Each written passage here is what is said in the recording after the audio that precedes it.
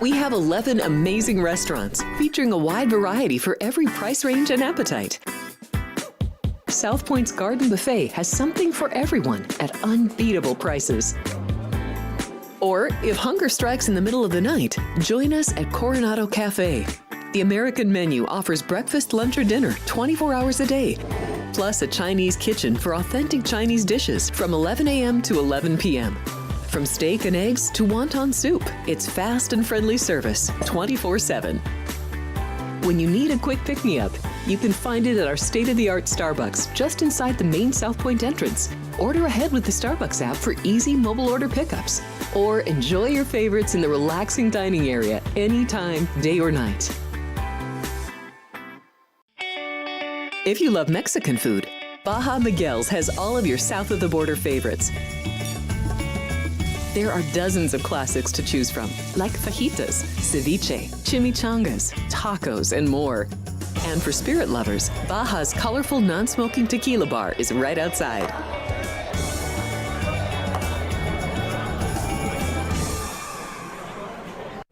Are you ready to lock in your bets and cash in on the games this weekend? Get weekly football winners from Alex White, Chris Andrews, and Vinny Malulo.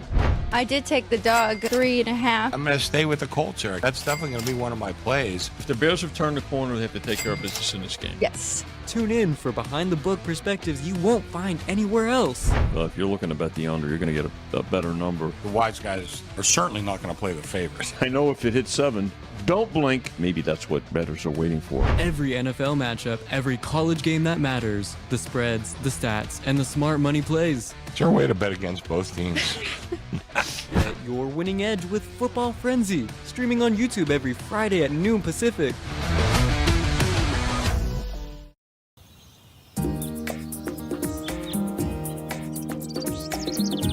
South Point is also proud to provide a variety of relaxing amenities for the guests who want to be pampered. Soak up the sun and let your stress melt away in our lagoon-style Paradise swimming pool.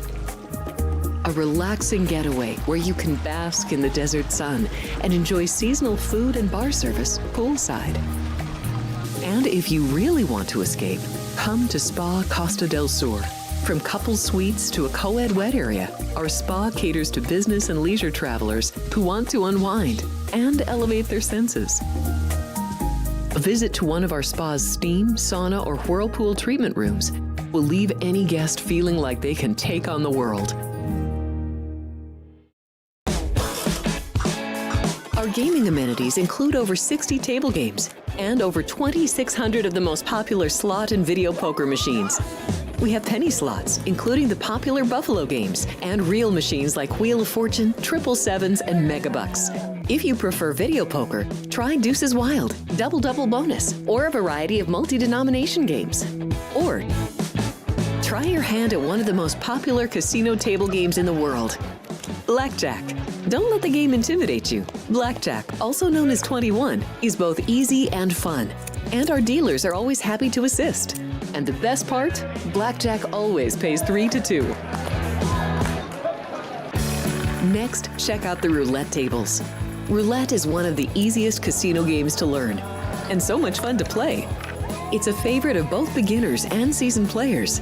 In addition to blackjack and roulette, our casino pit features over 60 popular table games like Baccarat, Pai Gow Poker, 3-Card Poker, Ultimate Texas Hold'em, and Mississippi Stud. So get out of your room and come join in the fun.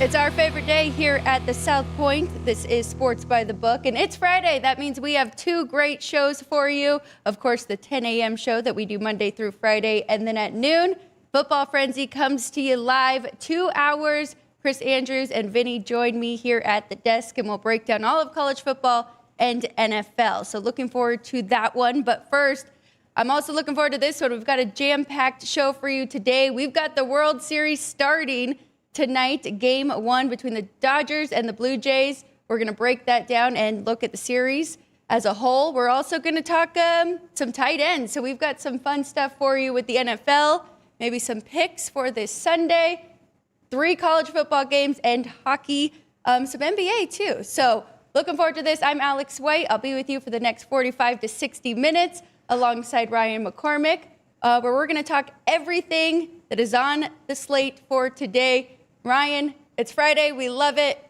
What are you looking forward to the most today? Well, I mean, obviously, you mentioned it. We've got the World Series beginning. We are down to our possibly final 4 baseball games of the year, whichever side you may be on, repping the older Guerrero today. Yeah, got from talking about last night, we got the favorites winning on the gridiron and the hardwood, but plenty of underdogs winning on the ice last night, as 9 of 12 games were won by the underdog. Well, let's break that down. Let's jump into last night's kind of recapping, but let's start with the NFL. And we were on the right side. We were a little bit worried about that 3, but the bettors were correct and we were correct. It made a huge difference getting Joe Alt back for the Chargers. A big 37-10 win for them. I think it says a lot about both teams. Wouldn't you say? I mean, the Vikings, little overhyped coming into this year, and the Chargers, we know they are a really good team when healthy. Yeah, I mean, I wouldn't necessarily say too much hype on the Vikings going into the year, just a lot different expectations. We thought we were going to get more J.J. McCarthy time, and we weren't going to see Carson Wentz this year, and that's not how it played out. But we've always had kind of confidence in Kevin O'Connell, and there's really no question of him going on a hot seat or anything. This is kind of just, if this is going to be a lost year for the Vikings, it's going to be a lost year, and they'll turn it around next. But I wouldn't necessarily say too much expectation there, just kind of it took a turn for the worst. But in terms of the Chargers, they looked fantastic. The game script didn't exactly go how we thought it would. Early, it looked like it. It looked like we were going to get a lot of Justin Herbert short yards after the catch attempts. But then they kind of just ran away with it. 43 rushing attempts from the Chargers offense. So, yeah, they were able to dictate the game how they wanted to because the Vikings could not get anything going.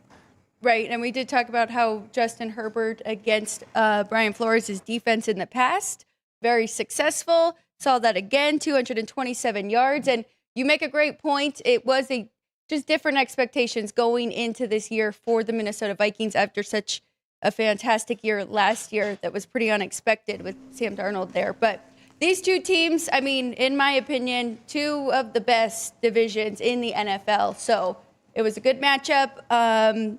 Chargers really needed that one to keep that pace there with the Chiefs and the Broncos in the AFC West. But you brought it up. Let's talk about some hockey and NBA. And, of course, that final score in NFL did end up going over the total, 44.5 or 45. Yeah. And there was a ton of overs in NBA and NHL, not the 2 overs I needed in hockey, but a ton of overs, and especially in the NBA. Well, yeah, in the NBA, today is the 4th day of the NBA season. We've played 16 games so far. 14 of those 16 have gone over the total. And Alex, only one team so far this year has yet to score 100 points in an NBA game. Do you happen to know who that is? Is it the one team that got the number 1 overall pick? It is the one team that got the number 1 overall pick. The Dallas Mavericks are the only team in the NBA that have not scored over 100 points so far this season. And just kind of telling that defense doesn't really matter in today's NBA. Wow. My dad, Mr. Kenny White, he did send out an email just yesterday or the day before talking about the pace and how it really picked up, and he had bumped up his totals for the NBA. So it's definitely something that we'll have to keep an eye on. But last year, by the time we got to the playoffs, I mean, that's where we really saw the best teams that could play defense too, right? And we were talking about how it was getting back there, and we were seeing young guys playing defense, but I guess it's way too early in the season right now. Yeah, and kind of a broader NBA conversation, but players don't really care until they've got money or a trophy on the line. And it's kind of sad to see and why the NBA product has gone down. But maybe there's ideas on a broader scale that necessarily won't matter, but maybe they need to shorten the season and not play 82 games. But I mean, the contracts that they make, the effort that they give for the contracts they make, it does not make any sense whatsoever. And how many more times can I say make? I don't know. We'll figure it out through the rest of the show. But the NBA, it's hard to watch. They are amazing athletes and I'm sure great people, but the game isn't competitive anymore, in my mind. A lot of really great athletes there, and the NBA has a lot going on off the court right now. Yeah. But we'll keep up with that as well. But Steph Curry last night, that was one competitive game. Yes. And we have been talking about Golden State, and it was a big overtime win for them. Let's talk about hockey, though. NHL overall take from last night, and you brought it up already. A lot of underdogs winning last night. Yeah. 9 of 12 games were won by the underdog last night. My Blackhawks won outright in Tampa with the over $2 money line there. But I also picked the Winnipeg Jets, who ended up getting shut out against the Kraken last night, losing 3-0 at home. So kind of evened out. But Frankie Nazar did score a goal for the Blackhawks, so I ended up going up money last night. But anyway, the only favorites to actually win last night were the Senators at home, the Islanders at home, and the Oilers at home. So only 3 favorites actually winning outright yesterday. Something to keep an eye on that we've been talking about, and it kind of started with Dwayne Colucci with those back-to-back games, kind of figuring out which one they're really showing up for, game 1 or game 2. And last night was a flat spot for the Jets, which was not expected by any means. Let's go to one more thing for you. Well, my sentiments on that game. I don't think the Jets were necessarily outplayed. I think the Jets should have won that game, and it was a 3-0 score. But the Sharks got 2 empty net goals to kind of bloat that one. But the Jets had more hits, more shots, more faceoffs won. Like they owned the box score, and they just couldn't get anything in the net and ended up getting shut out. But that's just how it works sometimes. I think you said Sharks, meant Seattle. Yeah, yes, Kraken. But you got to talk about the Sharks because they did get their first win in New York. Yes. Yeah, they absolutely put on a show. Macklin Celebrini with a hat trick. And the Rangers score 5 goals in that game. They're finally able to score in Madison Square Garden, but still end up getting beat. Yes, something to keep an eye on there as well. Kind of a very slow start for the Rangers, just like the Dallas Stars, who ended up losing in overtime to the Kings. That one ended up going under. Nice plus price there. Yes. We didn't necessarily mention the jerseys in Colorado last night, but that was an incredible matchup. I know, and I like how they actually had the old logos up there. Yeah. But then the Canes and is that what you just said? Yeah. Canes and the Avs. That was a great game, as expected too, between those ones. The Canes get the win there, though, on the road after falling to VGK. Almost blew it, but up 4-1 and then end up only winning 5-4. But yeah, it was a tremendous comeback, but couldn't complete that one. Let's go to tonight's action. So as I mentioned, we're going to talk about game 1, kind of the series as a whole. We are going to look at the 3 college football games, hockey, and then at the end, give you a fun little parlay, or you want to just bet them separate? That's what we're all probably going to do. But we each pick some tight ends that we like for this Sunday. So look forward to that. Also, jump in the chat. I mean, it is tight ends day on Sunday. Ryan, do you remember the numbers? We talked about it yesterday. I didn't write it down, but how many tight ends scored last year? Yes. Well, so they officially started National Tight End Day in 2023. So they've had 2 seasons of the final Sunday in October being National Tight End Day. Opening season in 2023, there were 16 touchdowns by tight ends.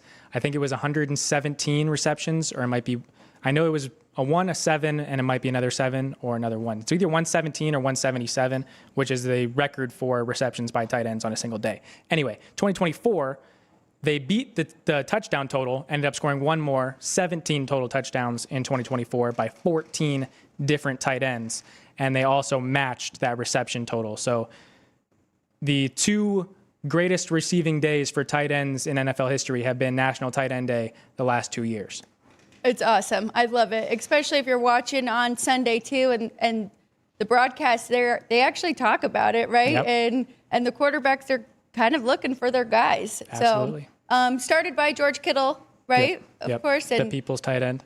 yes, and tight end you. And so should be a lot of fun. So that's something to look forward to at the end of this morning show. We are going to go through that. But again, jump in the chat. Tell us which tight end you will be betting on coming up this Sunday. Yep. All right, let's do it. Let's go to the World Series here. Looking forward to this one. The Dodgers are trying to go back-to-back for the first time in 25 years for any team that has gone back-to-back. The Blue Jays trying to get their first championship since 1993 when they did go back-to-back in 92 and 93. So for the series price here at the South Point, the Dodgers minus 250. If you like the Blue Jays, you're getting plus 210 on the other side. But let's kind of talk about game one first. Blake Snell, $1.50 favorite on the road. Of course, Toronto does have home field in this one from one more win in the regular season. 7.5 is the total, juice to the over.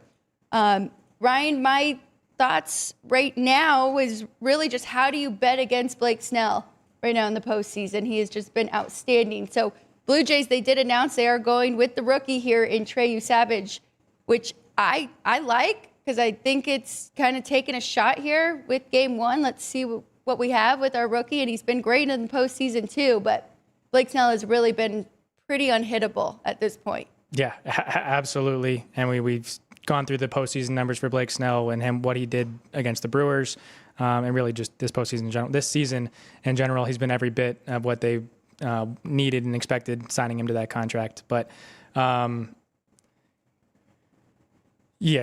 Dodgers are a minus 250 favorite in this series. They're absolutely expected to win the series. We joke that they're going to sweep, and it might be a gentleman's sweep. Toronto might only get one game. I absolutely think it starts here in game one. If the Blue Jays need to show life in this game tonight in order to make this a complete series, when the Dodgers kind of celebrated the way that they did, winning the National League pennant, not really celebrating as much as the Blue Jays did. The Dodgers really this entire season have been slow playing this entire year, knowing or expecting to get to this point. And the Blue Jays have earned getting to this point, knowing that they have to fight for every step of the way, celebrating every step of the way, and enjoying the season. I asked Matt on Tuesday if that was going to be kind of a distraction for the Blue Jays and them being hungover or whatever it may be from Tuesday to Friday and be in a sleepy spot in game one, and the Dodgers being refreshed and good to go now. Alex, do you not think the Dodgers waiting this entire season to get to this point is not self-added pressure and now needing to perform in this moment? And the Blue Jays have no pressure whatsoever. They're in their own home ballpark. They're going to have their fans, and no one expects them to win the series. And they can just play free. Boy, do you not kind of see that the same way? I mean, the place is definitely going to be electric because the entire country's behind this team right now. And I do think there is more pressure on the Dodgers. I just think the way that they have played and the way Dave Roberts has managed the postseason up to this point, they're feeling really confident going in here. They've got the starting pitchers that can go deep into games, which helps because it's kind of how the Blue Jays got to this point, right, where we saw Bassett instead of going to the bullpen. And the Dodgers have kind of gotten that advantage as well, where over the series, you know, you start to see the bullpen guys more and more. That's how George Springer ended up hitting that 3-run home run, right? So I think the Dodgers are feeling confident with that. But pressure-wise, I do say falls on them. I mean, nobody expected Toronto to win the AL. So they've already accomplished a ton here. But yeah, so I'm hoping it's a great series. I don't think they get swept. The books are kind of telling you that. I'm seeing on BetMGM over 5.5 games is minus 155, over 4.5 minus 800 for for over that. So if you like under and a sweep there, you're getting plus 550. So I'm with the books there. I don't think there will be a sweep, but it's going to be tough for the Blue Jays. The other thing they do have going for them, though, is they did fall in a hole against the Mariners, right? Yeah. They lost the first 2 at home, figured out how to get themselves out of that. So while tonight is really important, I think overall, just the first 2 at home, they got to split here. Yeah, and kind of the Blue Jays are going to be able to play free. We know the starting pitchers for the 4 games for the Dodgers: Snell, Yamamoto, Glasnow, Ohtani. We only know the starter for the Blue Jays here in Game 1. So the Blue Jays are going to be able to move things around, and they're not going to be locked down and being able to try everything they can to win this series. So I 100% think that they have life. But again, the Dodgers were a $2 favorite to win the World Series going into the year. So they were expected to be here. And yeah, a minus 150 favorite in Game 1 here tonight. So what are you thinking, Ryan? Are you taking a little piece of the series price on the Blue Jays? Are you thinking game by game? It sounds like you do like Toronto. You do give them a shot to win this. For me, it'll be game by game. Okay. I think the best price, not necessarily on the series, will be, if you like the Blue Jays on the series, wait. I'll say that. But if you like the Dodgers, I think this is kind of the best price you'll get is right now on the series. Yeah. I would, if you like the Blue Jays too, I would shop around a little because I did see plus 2.5 games. It's still a pretty big price that you got to lay there. So maybe that isn't really worth it. But just look around. There are a lot of different options to bet this series. I am going to take a small piece as I kind of pivot over to the MVP market. But Ohtani is clearly the favorite, plus 155. We just saw what he did in Game 4, right? And it's historical. But I don't think that the other guys should be this big of a price. So I'm going to take a small piece on Blake Snell to be the MVP. I think that if he's lights out again tonight, and as I mentioned, I don't think it's going to be a sweep, we may see him again. It could even be the closeout game. And I know it is just this series for the MVP, but voters, they can't help it, just like all of us. So it'll be in the back of their mind how dominant he has been this entire postseason. So a little piece of him.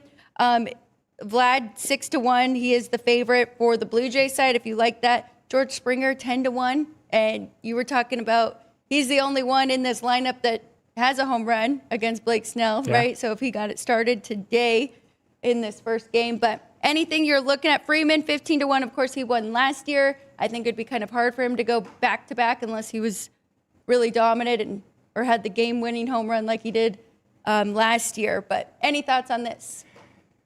I think it's Ohtani's. Just being the fact that he's going to be in the lineup every day and seems to be getting hot at the exact right time. And we're going to watch him pitch in Game 4 and possibly out of the bullpen if it goes any longer. I think it's Ohtani's to lose, at least for the MVP. But we did want the viewers' thoughts for today's poll, going with which player will hit at least 2 home runs throughout the series of the World Series. So we didn't go with either of the big name guys of Shohei Ohtani or Vlad Guerrero Jr. Went with Teoscar Hernandez, plus 130, George Springer, plus 120, Freddie Freeman, plus 250, and Addison Barger at plus 240. Alex, do you have any thoughts there? Which guy might have 2 long balls in this series? I mean, I went with Teoscar Hernandez in Game 7. I didn't give it out on this one. It was actually Cofield and company, and I don't know why he's just sticking with me. He knows how to flip that switch. They all do, this Dodgers lineup. I mean, really, Freddie Freeman here in October is fantastic too, but I would go with Teoscar Hernandez in that one. What about you? I like it. I think this whole Dodgers lineup is so deep, and if they're able to, of those 4, I think I would go with Freddie Freeman. Yeah. Just getting the kind of the best price there, and I really think all 4 of those guys are fully capable of doing so. Just for giggles and going Freddie Freeman there. Why not? I can't fault you at all. And, I mean, George Springer, he's just moving up that list for postseason home runs. Now tied, right, with Schwarber? Yes. Right there. So we have some odds here at the South Point for the World Series. You can bet the exact result. Dodgers in 4, 5, 6, or 7. If you think it's going the distance here, Dodgers in 7 plus 480. Blue Jays in 7 is 11-2. So you can come check out these odds here at the South Point. But I think that's it. That's all my thoughts on the World Series, Ryan. Anything more for you? No, not necessarily. I'm going to be rooting for the Jays, but I do think it's the Dodgers game here in Game 1. Well, we will be back Monday, which will be Game 3, correct? And it is in LA. And on Monday, we have all 4 major professional sports going. I love it. So we'll be back here Monday. So we'll be recapping the weekend from the first 2 games. Looking forward to Game 3. And then, of course, we have Monday Night Football, hockey, and NBA. So should be a lot of fun just 3 days from now. Let's go ahead and move over. And again, I just have all my notes here. We're going to talk about tight ends at the end of the show. That is a tease. In just like 20 minutes here, we'll get to that. But first, I want to talk about college football. 3 games tonight. Not my favorite games betting-wise because we've got some huge favorites. And then we have 1 game, Cal and Virginia Tech, that's actually under a touchdown spread here. But we'll go over it. But, Ryan, let's start off with North Texas and Charlotte. And one team is 6-1, and one team is 1-6. So that is why we're seeing a huge spread here between these two. Has there been movement? Are they betting this either way here at the South Point? So this one opened 26.5 North Texas and has just moved down a half, one single move. So I guess taking the points with Charlotte there at 26.5, just thinking it's a large number, but majority of the percentage tickets are on North Texas and the money on North Texas. So total wise though, opened 61, went up to 62, back to 61, and now settled kind of back at that 61.5. So all 3 games today over total or have totals over 50. I'm really not surprised with that at all. I mean, especially North Texas, and we saw it last year with them, but right now they're averaging 44 points a game, and then defensively they're still giving up 30 points per game. That is where Charlotte can find a little bit of success, but they're averaging just 13 points a game. It's been pretty rough for them at the quarterback position. They're just 4.1 yards per play. North Texas, 6.4. And as I mentioned, their quarterback, Connor Harrell, he has 2 INTs and just 3 touchdowns on the year. He does have 2 on the ground as well. But compared to the quarterback for North Texas, Drew Mastermaker, completing 66% of his passes, 16 touchdowns, just 3 INTs. That's a very good ratio. And he also has 3 rushing touchdowns and 155 rushing yards. So I think that number is correct. We know how these standalone games can be, though. So another big one that I am not willing to lay. It's a little high. I made it 22.5. So, but once we get to those double digits, and I always say a nice 2.5 point difference on the sides, and then you have a play. But once you get 10 and then 20, you want even bigger difference there. So not enough for me to get involved. I'd lean to the over, though, and I don't have a 5-point difference there, but 2-point difference. I do think that we could get some points between those two. Let's go to Cal and Virginia Tech. Yeah, we'll go from Charlotte to Blacksburg. The only home favorite in the college football today. -6 Virginia Tech. Total is at 51. This is a tough one, right? Because we know that Brent Pry was fired 3 games after they started 0-3. And then now we've got Philip Montgomery stepping in. They won 2 in a row after that with the interim head coach, and they've still been competitive. So they lost to Wake Forest 30-23 as a 7-point favorite, though, I will say, in that one. And then they lost to Georgia Tech, who's a very good team, 35-20. Now here they are laying points again, which I think that is correct, them at home, but I am not willing to lay 6 here. Truth be told, I was on them against Wake Forest, thinking that they had fully turned it around with the interim head coach, and we didn't get there then. So not something I want to jump in on. If anything, I would take the points here with Cal. And we've talked about the freshman quarterback and how they have been such a good surprise there. Not the best in numbers, passing completion-wise, 59, but 10 touchdowns. He does have 6 INTs, but they have played a pretty tough schedule with a lot of travel. So lean to the dog here for me, Ryan. Anything for you? Nothing for me in this one. Just kind of Cal going cross country. Yeah. This is only a 4:30 start, so not a super late kickoff. Granted, they are going west to east, so it's not a time difference for them, or a big difference for them, but essentially a 1:30 kickoff for Cal in this one. But if we want to go to the 7 p.m. kickoff, UNR welcomes Boise State. Boise State is a 21-point favorite. They are 3-0 in conference, and UNR is 0-3 in conference with 5 straight losses. So 21-point underdog at home is the Wolfpack, and the total open 51.5, down 1 point to 50.5 where it sits right now. Now, this one's pretty intriguing because Nevada, you mentioned it, they've really been struggling. 1 win so far on the year and none in conference play, and their 1 win was over Sacramento State. But last week, we saw them play very competitive against New Mexico. They lost that one 24-22. New Mexico was about a 13-point favorite, so Nevada definitely covered in that one and kept it pretty competitive. They went to a true freshman at quarterback, Carter Jones, and he will get the start here as well. Chuba Purdy kind of struggling for them. He was the starting quarterback.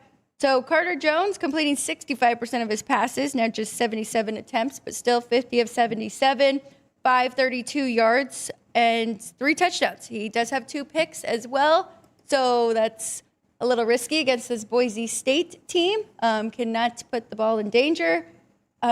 We've seen it firsthand here, and Boise's really starting to get their stride, right? Won at home against UNLV 56-31, the only other undefeated team in the Mountain West. Looking good. Maddox Mason, quarterback there for a few years, and Dylan Riley, really good running back, stepped in for Ashton Genty, and he ran all over UNLV last week. So it is going to be tough, but you are getting 3 touchdowns here. And now with the quarterback change, I think Nevada could keep this close. That is one dog I do like here at 21. Okay. Yeah, I mean, I can't be taking UNR in this one. Top of the conference versus bottom of the conference. I get it might be a change of the tide, so don't fault you, but I won't be playing it. Yeah, I mean, UNLV really struggled in that second half against this Boise defense, so it is going to be very tough here. But Friday night, standalone, all eyes on them. Plus, that seat is getting pretty hot for Jeff Choate there up in Reno. So, okay, that's it for our 3 football games. Let's take a quick 1-minute break. When we get back, we have 4 hockey games to go over, and then we've got to give you our tight end picks for this Sunday. Ryan has some college or NFL, I'm not sure yet, but he's got some games he likes coming up this weekend too that he's going to give you now, and then I will during Football Frenzy. But we'll be right back here on Sports by the Book. We have 11 amazing restaurants featuring a wide variety for every price range and appetite. South Point's Garden Buffet has something for everyone at unbeatable prices. Or if hunger strikes in the middle of the night, join us at Coronado Cafe. The American menu offers breakfast, lunch, or dinner 24 hours a day, plus a Chinese kitchen for authentic Chinese dishes from 11 a.m. to 11 p.m. From steak and eggs to wonton soup, it's fast and friendly service 24/7. When you need a quick pick-me-up, you can find it at our state-of-the-art Starbucks just inside the main South Point entrance. Order ahead with the Starbucks app for easy mobile order pickups. Or enjoy your favorites in the relaxing dining area anytime, day or night. If you love Mexican food, Baja Miguel's has all of your south of the border favorites. There are dozens of classics to choose from, like fajitas, ceviche, chimichangas, tacos, and more. And for spirit lovers, Baja's colorful non-smoking tequila bar is right outside.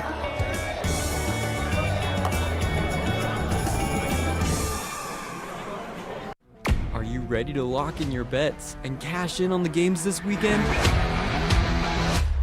Get weekly football winners from Alex White, Chris Andrews, and Vinny Malulo. I did take the dog 3.5. I'm going to stay with the Colts here. That's definitely going to be one of my plays. If the Bears have turned the corner, they have to take care of business in this game. Yes. Tune in for behind-the-book perspectives you won't find anywhere else. Well, if you're looking to bet the under, you're going to get a better number. The wise guys are certainly not going to play the favorites. I know if it hits 7, don't blink. Maybe that's what bettors are waiting for. Every NFL matchup, every college game that matters, the spreads, the stats, and the smart money plays. Is there a way to bet against both teams? Get your winning edge with Football Frenzy, streaming on YouTube every Friday at noon Pacific.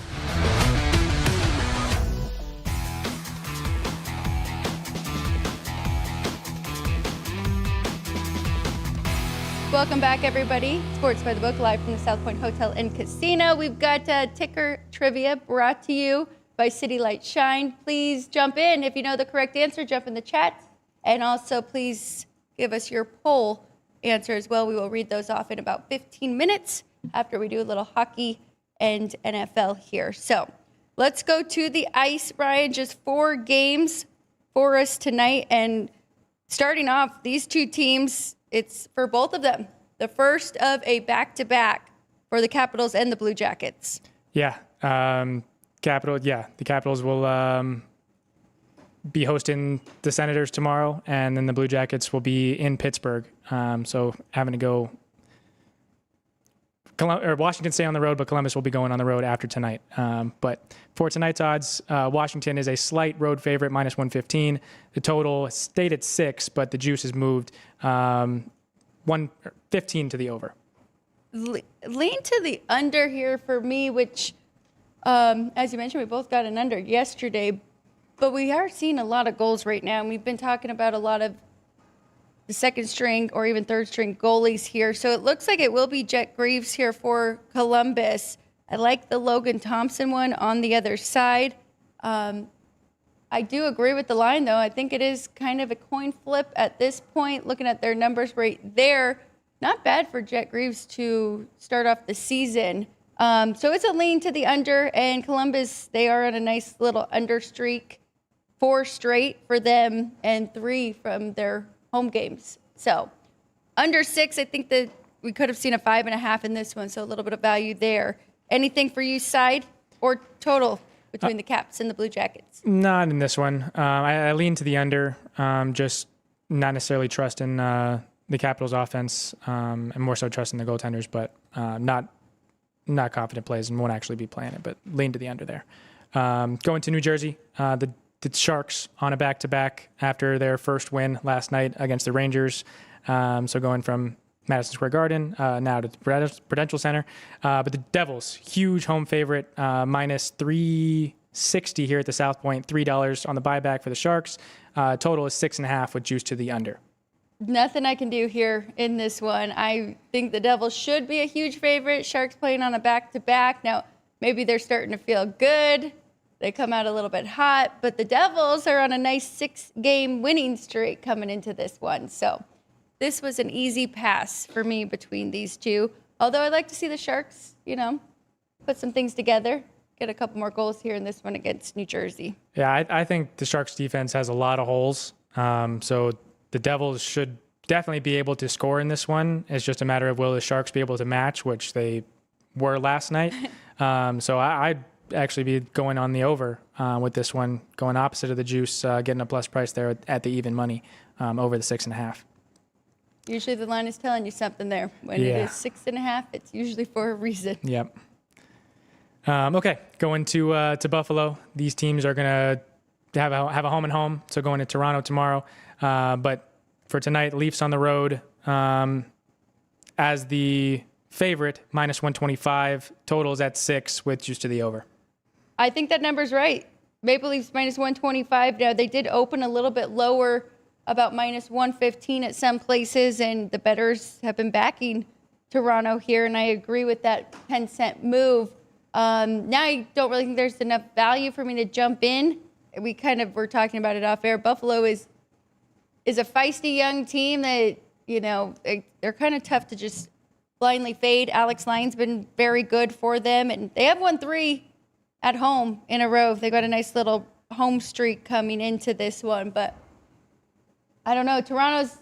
They're kind of got a good vibe, right? An aura surrounding them right now. So it's a lean to the Maple Leafs. I don't fault you there. I picked against the Sabres a couple nights ago, and they ended up beating the Wings. So won't go against them here tonight. So we'll go to Canada, Calgary on the road, in Winnipeg taking on the Jets. Winnipeg is on a back-to-back. Got shut out last night against the Kraken. Calgary playing every bit as one of the worst teams in the league. But this money line isn't so far apart. Jets minus 140, and the total's 5.5 with juice to the over. I think you just said it perfectly right there. That line's not big enough for the Jets at home. They should be a bigger favorite against the Calgary Flames, who have lost 7 in a row. So I do like the Jets at home, the second of a back-to-back. You even said it. I mean, they lost that one, but they still played hard, and the box score doesn't match the final score. So I like the Jets tonight, minus 140 there.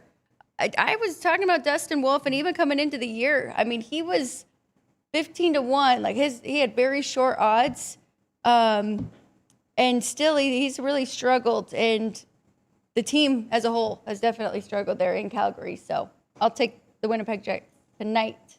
See if they can get it done. I picked this game a couple nights ago and picked the puck line with the Jets, and luckily got there with an empty netter. They were down 1-0 early. Jonathan Toews tied it up 1-1, 2-1, and then got an empty netter to cover the puck line 3-1. But I'm going to go back to it, thinking that the guys are going to be fired up after getting shut out last night, and should dominate a team that they are better than. So going plus 180 on the puck line, the Jets minus the puck and a half.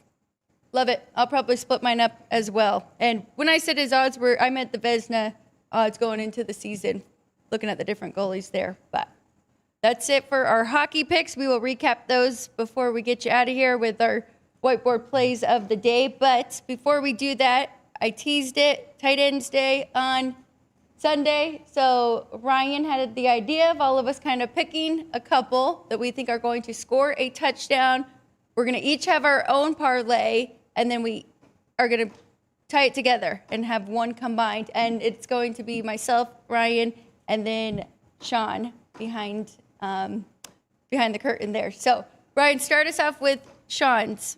Yeah, so our director, Sean, also handles Race Day Las Vegas, Wednesday through Sunday, 7 a.m. with Ralph Sirocco. If you're a horse racing handicapper, that show is well worth it. Well waking up for watching it in post. But as for his 3 touchdown parlay this week for National Tight Ends Day, he's going with the Colt, could be Rookie of the Year, Tyler Warren, plus 119 here in Las Vegas at STN.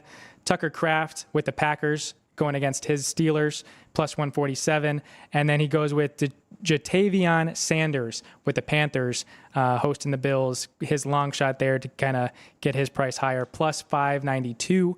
So the 3 of them tied together is 36-43. So Sean with a 36.5 to 1 shot there for his National Tight End Day 3-leg touchdown parlay. Nice. I like it. A little bit of everything there. Of course, that rookie and Tyler Warren, they're 2 touchdown favorites over the Titans, so that should be a pretty good one. And then he had to, throw in a long shot there to get his odds up. Yep. For my 3, I feel like they're pretty predictable here. Lamar Jackson should be back, so I'm going with the Old Faithful there in Mark Andrews. He has 2 touchdowns on the year. We know it's been a struggle for Baltimore, so didn't expect him to have many, but I'm going with Mark Andrews to find the end zone against Ryan's Bears this weekend. I'm also going with another high total on the board, probably the highest, with the Dallas Cowboys. Jake Ferguson has 6 touchdowns on the year. Dak Prescott is playing very good. His odds weren't great, but I like the chances of him finding the end zone again. So he is going to be in my parlay. And then I'm going with the Bills because the Bills are coming off a bye week. They're coming off 2 losses before that. They're going to be ready to go, kind of take all their anger out here on the Panthers and try and put up as many points as they can. So Josh Allen to Dalton Kincaid, I'm hoping, for my 3rd leg of that parlay, which was plus, 25-75. there we go. Almost 26-1 for those 3 touchdowns. So those are my 3, and then Ryan's going to finish it off with his 3. Yeah, I mean, again, just to second what National Tight End Day has been the last 2 years, 2023, 16 touchdowns. I should have looked up to what the actual receptions number was. I will do that. 177. Nice. Yeah, so 2023, 16 touchdowns, 177 receptions. 2024, 17 touchdowns, 177 receptions. So, again, the 2 greatest receiving days in tight end history were the last 2 National Tight End Days. So 14 different tight ends scored touchdowns last year. So don't necessarily think you can go wrong with any of the guys this year. But for my 3, also I like their picks a lot as well. But for my 3, going with Kyle Pitts, the Falcons against the Dolphins, plus 191. Also going with Dalton Kincaid against the Panthers, plus 225. And then I'm going with a Saint. I really debated between Taysom Hill and Juwan Johnson. But for this one, I went with Juwan Johnson, plus 267. So getting 33-71, almost a 34-1 shot on those 3 touchdowns. Kyle Pitts, Dalton Kincaid, and Juwan Johnson. Kyle Pitts, I didn't even think about him, but he is having a much better year this year now, and they are at home. I like it a lot. All right, so what did we do for our 3? I believe I threw in Jake Ferguson. Yep, so you picked not the best Ferg. of odds. Yeah, you picked Ferg, plus 180 against the Broncos. Sean and I both, well, really all 3 of us love Tyler Warren, plus 119. And then I went with Dallas Goedert against the New York Giants. Should be a bounce back spot or revenge spot for the Eagles. Should be fired up. Dallas Goedert does seem to find his way against that team. So plus 175 there. The 3 of us did go with pretty short prices there, 15.86, so almost 16-1. Again, all these prices are via STN here in Las Vegas. So you actually threw in an extra. So that is 10 tight ends that we are giving everybody that we like going into this Sunday, week 8 of the NFL. Anybody in the chat jump in? Because I'd love to hear if there were any others that people thought we missed. Of course, Travis Kelce plays on Monday. Yes. So that is why he is not in any of our parlays. Yeah, we did bring him up pre-show and mention him just because, George Kittle as well. We didn't mention in these parlays, but those guys very much a possibility. But we didn't have no predictions from the chat. But we did get our poll prediction of which which player in the World Series will have at least 2 World Series home runs between Teoscar Hernandez, Freddie Freeman, George Springer, and Addison Barger. 2-way tie between the 2 Dodgers, Teoscar Hernandez and Freddie Freeman, with 40% of the vote each for 2+ home runs in the World Series. Kind of matched what we said too, right? We were on. Yep, those were the 2 that we picked, so we're right there with them. But before we get into today's ticker trivia presented by City Light Shine, I do kind of just want to give a shout out to anybody that is looking for NBA props or cheat sheets and numbers. There's a really good follow on Twitter at Cody Brown Bets. Posts spreadsheets and stat sheets for free for player props in NFL and NBA. So again, at Cody Brown Bets. I've been following him for a very long time. Genuinely, when he had less than 10,000 followers, he now almost has almost 600,000. So a lot of people really like his work. And again, it is for free. So at Cody Brown Bets there has been a lot of helpful information for me. One of my favorite follows. So, yeah. Good. Because, as we always talk about, I mean, it is tough to handicap every single sport that is happening right now. So it's not a bad idea to have different avenues and people you trust for certain sports. Yep. Hopefully we are some that you trust for football and Exactly. hockey. Yep. Okay, you have some football, speaking of, that you really like for tomorrow or Sunday. Yeah, so one game tomorrow, actually, and it's going to be a bounce back spot for the Ole Miss Rebels. Again, a second game on the road. Last week in Georgia, they should have won that game and really collapsed in the fourth quarter. It was Trinidad Chambliss' first real road test in the SEC, and now we're going to get a road test in Norman. So I think 6 is now too much. Or is it 6.5 now, Sean? 5.5. So again, It opened 6, I think split 6.5, and now back down to 5.5. So maybe getting money there on the Rebels, but I like Ole Miss in that spot. Going to Sunday, I do think there are a couple dogs that are live in spots. I'm going to be playing my Bears. You don't have to follow me. Lamar Jackson should be coming back. But I do think the Saints are live against the Bucks. The Saints are at home in that one. The Bucks are beat up, and they're coming into this one off of a loss against the Lions. And the last 2 years, games following the Lions, I don't remember what the actual numbers are, but the Lions beat up teams. Right. And so I really just to kind of play on that and a chance on a division rival there with the Saints against the Bucks. And then I don't entirely have a grasp on what the Patriots are doing. I kind of think they're overrated, and the Browns will have a chance on Sunday. So I will be taking the points with the Brownies on the road. Think their offense has kind of found something, being able to control the pace with Quinshon Judkins and really Dylan Gabriel and Harold Fannin. So kind of their rookies running things in Cleveland and hopefully getting the cover there on the road. So. That was one of them that definitely jumped out to us. We were talking about teasing some of those dogs up to getting even more points, and that was one that definitely caught my eye there with the Browns. Yeah, Judkins has been great. Oh, yeah, we were talking about those too. The running backs against each other. Love it.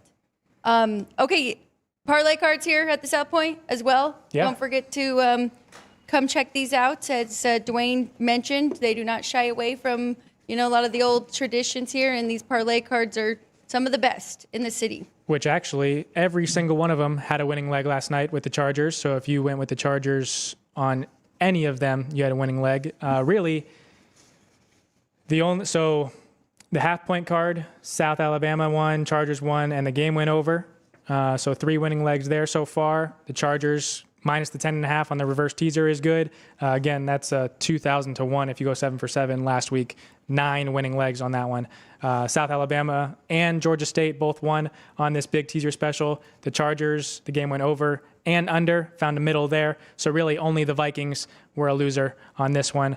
Really, the Vikings were a loser. They're the only loser on this one. And then on this one, Georgia State and the Chargers were the only winners for the ties win. So Chargers over and Georgia State on that one. So there are your winning legs so far this weekend. Hopefully you guys can find plenty more, and they have to pay some of these cards out.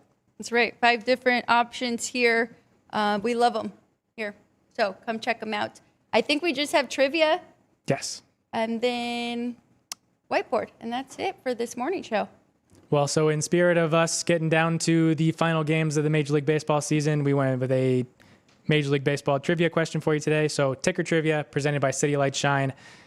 On this date in baseball history, October 24th, 1963, Hall of Fame pitcher Sandy Koufax won his first of 3 Cy Young Awards. With a career win-loss record of 165 and 87, which team did Koufax earn the most wins against? The answer, with 22 wins and 8 losses, Koufax had his most wins against the Philadelphia Phillies. Overall, Koufax had almost 2,400 strikeouts with officially 2,396 in his 12 Major League Baseball seasons with the Dodgers from 1955 to 1966. He was the first 3-time winner of the Cy Young Award, 63, 65, and 66, and became the youngest player to date to be elected into the Baseball Hall of Fame at the age of 36 in 1972. Very good. I hope we had some people jump in. Maybe get the right answer there for that one. All right, I won't put my tight end parlay on here, but I do need to put my MVP. So I have that, but I'm going Blake Snell here. But I do agree with you, Ryan, because the fact, too, that Ohtani did not win it last year, and now that he is pitching again this year, if they are to win it, and he is doing both, it's going to be tough not to give it to him this year. But taking a small shot there, and then I am going Washington and Columbus under 6, and that's it I did want to put a couple more Saturday plays for college football, but you're going to have to watch in an hour. I will put on my college plays. I will bring my whiteboard to Football Frenzy today since I didn't get them on the board. So here we go. Starting off with two World Series, one hockey, and then one college football for us today. So I'm going to go ahead and bet the Dodgers today in game one, minus 150. I think that's a really good price here with Blake Snell and how he has been pitching in this postseason. Blake Snell, 20-1, small bet on that to win the MVP. Boise State, I talked myself out of the full game. I'm going to go first half here. I think they can keep it tight in that first half, taking 13. I put Boise. I'm going Nevada against Boise. I keep doing that on my whiteboards. That's for me rushing. And last but not least, with one hockey, I'm going to go with the Caps and the Blue Jackets under 6. I think that should be a 5.5. So I think we got some value there. Here we go. Last shot of the whiteboard for today's action. And again, in an hour, we'll be back, 12 o'clock p.m. Pacific time, Football Frenzy, an hour of college football, an hour of NFL. You want to join us? We're going to have Chris Andrews' updated offense and defense efficiency numbers, a beautiful graphic to go with that. You can snap some pictures during that. And Chris will give you 5 to 7 college plays, as well as myself, and some NFL that he likes too, probably about 3 there. So looking forward to that. Ryan and Sean, thank you very much. And behind the scenes there. Ryan, anything else for you for the morning show before we say goodbye? Just to kind of run through everything. So Jets on the puck line tonight. Might also end up playing the under in that game. Currently plus 105, under 5.5. I will be rooting for the Blue Jays in this series. Don't know how exactly I'm going to take it. We'll see how it goes. But then for football, again, Ole Miss plus the points on the road at Oklahoma. Really all dogs in football. Bears on the road in Baltimore, Browns on the road in New England, and then the Saints at home against the Bucks. I'll tell you, I'm hoping it's Max Scherzer tomorrow. I really am. Whenever Max Scherzer pitches, I'm probably going to try and take a little piece of the Blue Jays there. Just the veteran leadership, what we saw in his last postseason start, I was not expecting that. He's fired up. He's ready to go. He's ready to help this team any way he can. I think it'll be Gausman in game 2. What'd you say? I think it'll be Gausman in game 2. Yeah. So, yeah. Hopefully, yeah. When we talk about it on Monday, hopefully we're talking about Max Scherzer being the starter. True. Which then it is in LA, a little tougher, but yeah. That's okay. But it ran spot. Remember, he was with the Dodgers a couple of years ago, so could be fired up. That is it for us for the morning show. Again, back in an hour. We appreciate all of you watching both of them and being here with us. So we'll see you in an hour. For Ryan, I'm Alex White. This has been Sports by the Book here at the South Point Studio.